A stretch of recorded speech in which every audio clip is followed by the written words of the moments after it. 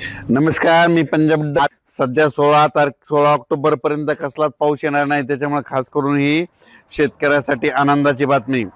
पण राज्यातल्या सर्व शेतकऱ्याला सांगू इच्छितो की तुम्ही काय करा, तुमचं सोयाबीन काढू शकता. सध्या काही पाऊस येणार नाही. उलट आता काय होणार आहे, धुई येत राहणार आहे, धुके येत राहणार आहे. असं धुई धुके आणि थंडी देखील येत राहणार आहे, म्हणून हा अंदाज लक्षात घ्यायचा. फक्त राज्यात काय होणार आहे, राज्यामध्ये 16 ऑक्टोबर 17 ऑक्टोबरच्या दरम्यान काय होणार, थोडं पावसाचं वातावरण तयार होणार आहे. मग खूप काही सगळ्या महाराष्ट्रात नसणार आहे, म्हणून हा अंदाज सर्व शेतकऱ्यांनी लक्षात घ्यायचा. आणि राज्यातल्या सर्व शेतकऱ्याला सांगायचं झालं तर 16-17 ऑक्टोबरला देखील एवढं काही घाबरायची चिंता नाही, कारण की खूप काही मोठा नाही पाऊस.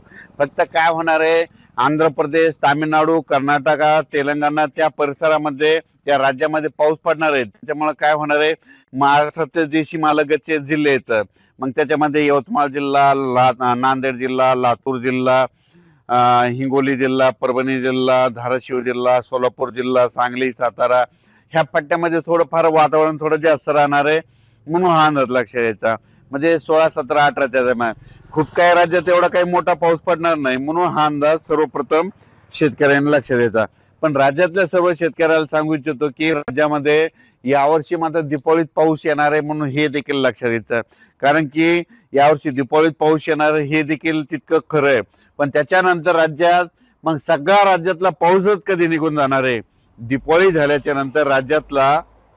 म्हणजे सांगायचं झालं तर म्हणजे 2 नोव्हेंबरला, मी पहिल्यापासून म्हणतो ना, 2 नोव्हेंबरला महाराष्ट्रातले सगळे शेतकरी, सगळे जनता स्वेटर घातलेले दिसतील, अशी थंडी येणार मी खूप दिवसापासून 1 जानेवारी पासून सांगत असतो, म्हणून हे लक्षात येतं.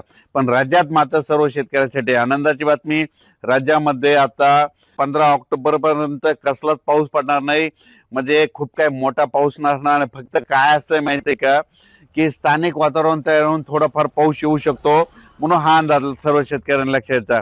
पण राज्यात मात्र 15 ऑक्टोबर पर्यंत कसलाच मोठा पाऊस नाही, म्हणून हा अंदाज लक्षात यायचा.